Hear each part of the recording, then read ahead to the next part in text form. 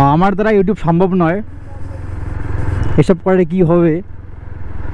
আর সারাদিন খাস আর ঘুরে বেড়াস, আর একটা অ্যান্টেনা হাতে নিয়ে ঘুরে বেড়াস, এসব দেখলেই আমার কি হাসি পায়। এসব আমার কথা নয়, কোনো একজন লোকের কথা, যে আমাকে আর কি বলেছিল, মানে ইনচার্জ যাকে বলে সেই টাইপের। তো সব থেকে বোঝার বিষয় হচ্ছে যে আমাকে বলেছিল এই সমস্ত কথা, সে কিন্তু আমাকে কোনো দিনও কোনোভাবে একটা ফোনও করে নেই, আবার জিজ্ঞাসাও করে নেই যে আমি কি করি, এখন কীভাবে চলছি। মানে দুই সম্পর্কে আত্মীয় আর কি একজন। এইসব কথা আমার বাড়িতে একদিন আসছিল, এসে আমাকে শোনালো যে এইভাবে এইভাবে কাহিনী, যে কী করিস তুই এখন। এসব দেখলে আমার হাসি পায়। মানুষ দেখানো কাজ করতেছিস, কি হলো তোর এতগুলো পড়াশোনা করে, এই হলো কাহিনী। এখন আমরা অ্যান্টেনা নিয়ে ঘুরি একটা। অ্যান্টেনা মানে সে বোঝাতে চাচ্ছে আমাকে যে আমি যে একটা স্ট্যান্ড নেই ক্যামেরাটা নিয়ে এইভাবে বলি যে hello guys, welcome back another new vlog video. So এইভাবেই এই বলাটাকে সে বলছে একটা অ্যান্টেনা। এই হচ্ছে কাহিনী।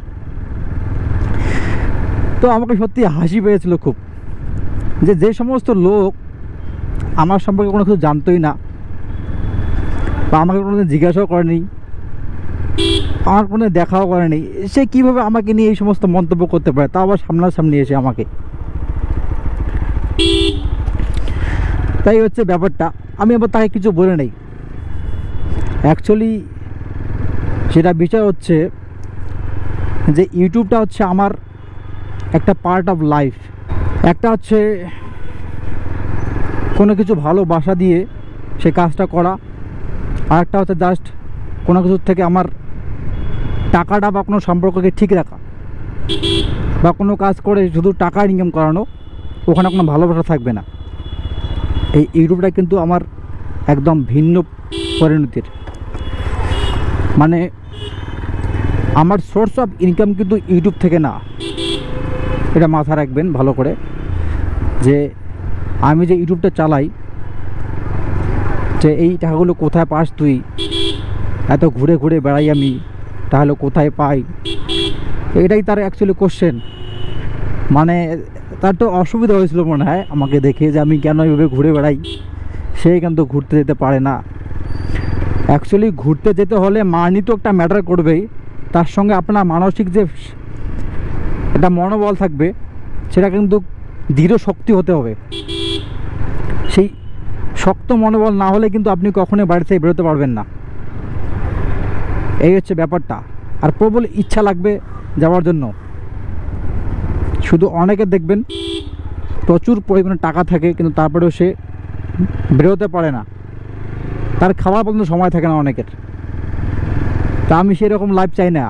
আমার লাইফ হচ্ছে আমার হালকা পাতলা টাকা থাক, আমি লাইফটাকে এনজয়ভাবে কাটিয়ে নেব। আর আমি আমার লাইফ কীভাবে কাটাবো সেটা তো আমি অন্যের দেখে কাটাবো না। আমার কথাই এরকম, কে কীভাবে তার লাইফ কাটালো সেইভাবে দেখে আমি চলবো, এটা আমার কোনো কাহিনী না। আমি আমার লাইফকে আমার নিজের মতো করে গুছিয়ে নিয়ে চালাবো, এটাই হচ্ছে আমার কথা।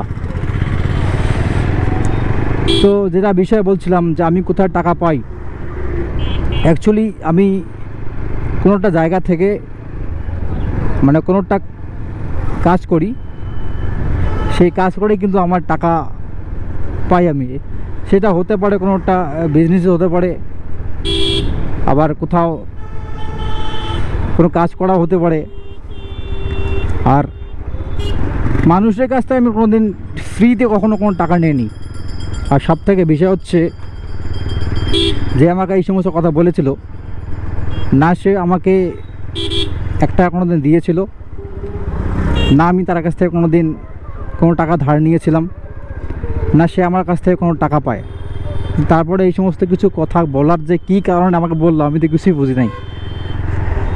অ্যাকচুয়ালি ইউটিউবটা আমার কিন্তু মেইন সোর্স অফ ইনকাম না, আমার সোর্স অফ ইনকাম অন্য আছে। এটাই হচ্ছে মেন বিষয়। যদি কোনো দিন বলার সুযোগ আসে, সেদিন আমি আপনাদেরকে বলবো যে আমার অ্যাকচুয়ালি সোর্স অফ ইনকামটা কী আর আমি কেন এইভাবে ঘুরে বেড়াই। আর মোটো ব্লগ করার পিছনে কারণ হচ্ছে আমার যে এখান থেকে আমি টাকা পাবো, এটা আমি এই সমস্ত থিঙ্কিং আমি এখনও নিয়ে আসিই নাই যে আমি এখান থেকে টাকা পাবো তারপর আর ঘুরে বেড়াবো, এরকম কোনো কাহিনী নেই আমার।